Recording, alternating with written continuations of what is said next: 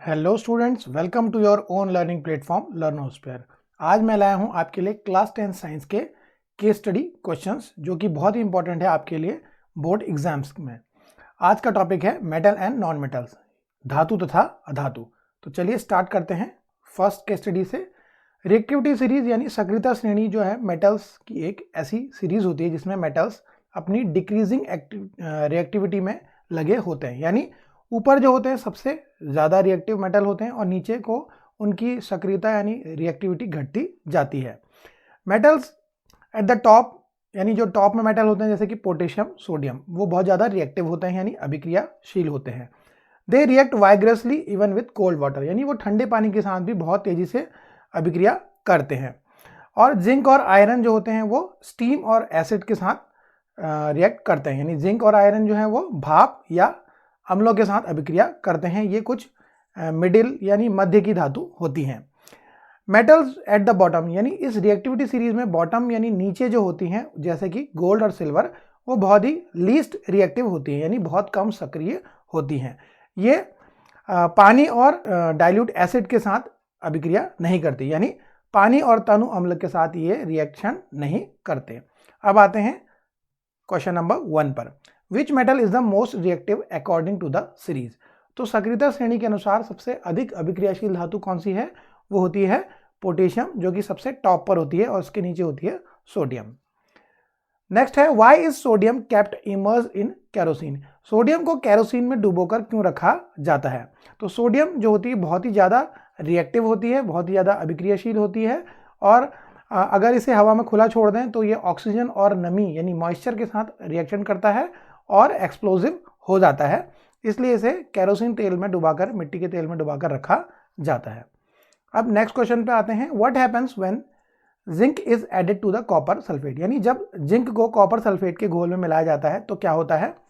तो जिंक जो होता है वो कॉपर से ज़्यादा रिएक्टिव होता है, क्योंकि रिएक्टिविटी सीरीज में जिंक आता है ऊपर और कॉपर काफ़ी नीचे आता है। तो ये एक विस्थापन यानी डिस्प्लेसमेंट रिएक्शन होती है। इसमें जिंक जो होता है वो कॉपर को डिस्प्लेस कर देता है, जिंक यहाँ कॉपर को हटा देगा तो बनेगा जिंक सल्फेट, और कॉपर जो है वो अलग हो जाता है, यानी जो कलरलेस जिंक सल्फेट बनता है और लाल भूरा कॉपर जो है वो अलग हो जाता है। अब आता है नेक्स्ट क्वेश्चन पर। Name a metal that does not react with even with steam, यानी ऐसी धातु का नाम बताएं जो भाप के साथ भी अभिक्रिया नहीं करती। तो ये होती हैं गोल्ड और सिल्वर। ये स्टीम यानी भाप के साथ भी अभिक्रिया नहीं करती, ये बहुत ही कम रिएक्टिव होती हैं, लीस्ट रिएक्टिव होती हैं। अब आते हैं नेक्स्ट केस स्टडी पर। आयनिक कंपाउंड यानी आयनिक यौगिक जो होते हैं वो बनते हैं इलेक्ट्रॉन के ट्रांसफर से, यानी जब मेटल और नॉन मेटल्स में ट्रांसफर होता है इलेक्ट्रॉन्स का, तब आयनिक कंपाउंड्स यानी आयनिक यौगिक बनते हैं। ये कंपाउंड जो होते हैं इसमें अपोजिटली चार्ज आयन होते हैं, यानी कुछ विपरीत आवेशित आयन होते हैं, पॉजिटिव चार्ज, और कुछ नेगेटिव चार्ज होते हैं जो कि अट्रैक्शन फोर्स से बंधे होते हैं। ये होती है इलेक्ट्रोस्टैटिक फोर्स ऑफ अट्रैक्शन। स्थिर वैद्युत आकर्षण बल द्वारा बंधे होते हैं, जो कि पॉजिटिव और नेगेटिव आयन्स के द्वारा बनता है। Because of these strong bond, यानी इन मजबूत बॉन्ड्स के कारण जो आयनिक यौगिक होते हैं, आयनिक कंपाउंड होते हैं, उनकी कुछ विशिष्ट भौतिक गुण यानी डिस्टिंक्ट फिजिकल प्रॉपर्टीज होती है, जैसे कि हाई मेल्टिंग पॉइंट, इनके गलनांक बहुत ही ऊंचे होते हैं, और सॉल्युबिलिटी इन वाटर, यानी ये पानी में घुलनशील होते हैं। अब आते हैं क्वेश्चन नंबर 1 पे। Why do ionic compounds have high melting point, यानी आयनिक यौगिकों का गलनांक उच्च क्यों होता है? तो जैसा कि हमने केस स्टडी में पढ़ा, जो आयनिक यौगिक होते हैं, आयनिक कंपाउंड, ये बहुत ही स्ट्रॉन्ग इलेक्ट्रोस्टैटिक फोर्स से आपस में अट्रैक्ट होते हैं, यानी इनमें मजबूत स्थिर वैद्युत आकर्षण बल होता है पॉजिटिव और नेगेटिव आयंस के कारण। तो इन्हें तोड़ने में बहुत ज़्यादा हीट या ऊर्जा की आवश्यकता होती है, इन्हें तोड़ने के लिए बहुत ज़्यादा एनर्जी चाहिए, इसीलिए इनका जो मेल्टिंग पॉइंट है और बॉइलिंग पॉइंट है वो बहुत ज़्यादा हाई होते हैं। नेक्स्ट क्वेश्चन पे चले। In which state do ionic compound conduct electricity, ionic यौगिक किस अवस्था में विद्युत का चालन करते हैं? तो आयनिक कंपाउंड्स को यदि पानी में घोल लिया जाए तो ये विद्युत का चालन करते हैं। तो आयनिक यौगिक गलित अवस्था में यानी एक्वस सॉल्यूशन में या मॉल्टन स्टेट में कंडक्ट करते हैं इलेक्ट्रिसिटी।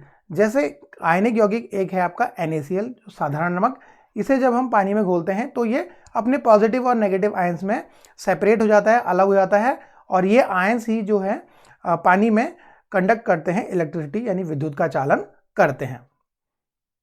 अब next question, name the force that holds ion together in an ionic bond. उस बल का नाम बताएं जो आयनिक बॉन्ड में, आयनिक बंध में आयनों को एक साथ रखता है। तो ये होता है इलेक्ट्रोस्टैटिक फोर्स ऑफ अट्रैक्शन यानी स्थिर वैद्युत आकर्षण बल, जो कि पॉजिटिव और नेगेटिव आयनों के कारण बनता है। नेक्स्ट क्वेश्चन पे आते हैं, are ionic compound generally soluble in kerosene और पेट्रोल। क्या आयनिक यौगिक आमतौर पर केरोसिन तेल या पेट्रोल में घुल जाते हैं, घुलनशील होते हैं? तो नहीं, ये जो आयनिक कंपाउंड होते हैं ये ऑर्गेनिक सॉल्वेंट यानी कार्बनिक विलायकों जैसे कि केरोसिन, पेट्रोल, डीजल, जो इनमें ये घुलते नहीं है, यानी ऑयल्स में नहीं घुलते, लेकिन ये पानी में आसानी से घुल जाते हैं। अब नेक्स्ट केस स्टडी पे चले। Ores mined from the earth are often contaminated with impurities, यानी पृथ्वी से निकाले गए जो ओर्स होते हैं, अयस्क होते हैं, इनमें मिट्टी और रेत जैसी अशुद्धियां या इम्प्योरिटीज होती हैं। इनको हम गैंग कहते हैं। अब इनकी एक्सट्रैक्शन प्रोसेस जो होती है, यानी निष्कर्षण की जो प्रोसेस होती है, उसमें मेटल की पोजीशन पर निर्भर करती है, यानी मेटल की रिएक्टिविटी के हिसाब से इनको एक्सट्रैक्ट किया जाता है। हाईली रिएक्टिव मेटल्स जो होते हैं, यानी बहुत ही जो अत्यधिक सक्रिय होते हैं, उनको हम इलेक्ट्रोलाइसिस यानी विद्युत अपघटन द्वारा निकाला जाता है। जो मॉडरेटली रिएक्टिव मेटल होते हैं, यानी मध्यम रूप से सक्रिय धातु जो होती हैं, उन्हें एक्सट्रैक्ट किया जाता है रोस्टिंग यानी भर्जन या कैल्सिनेशन यानी निस्तापन के द्वारा। तो मिडिल जो मध्यम रूप से सक्रिय धातु होती है, उन्हें भर्जन और निस्तापन द्वारा अलग किया जाता है, और उसके बाद इनका रिडक्शन किया जाता है यानी अपचयन किया जाता है कार्बन के साथ। तो ये रही आपकी केस स्टडी 3, जिसमें था मेटल के एक्सट्रैक्शन के बारे में। अब आते हैं gang. What is gang? Gang क्या होता है?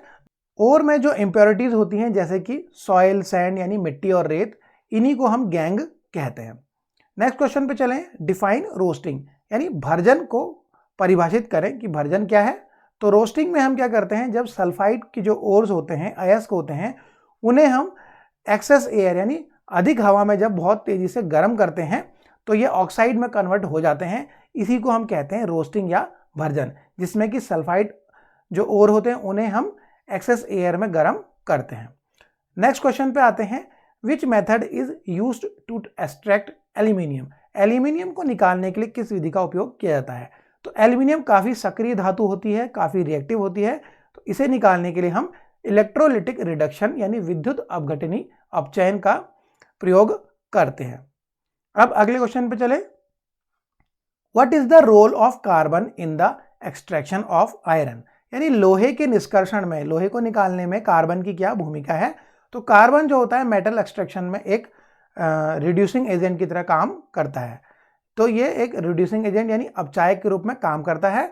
तो ये मेटल्स में से जो होता है ऑक्सीजन को, जो मेटल के ऑक्साइड होते हैं उनमें से ऑक्सीजन को ये निकाल देता है और उनका अपचयन करता है।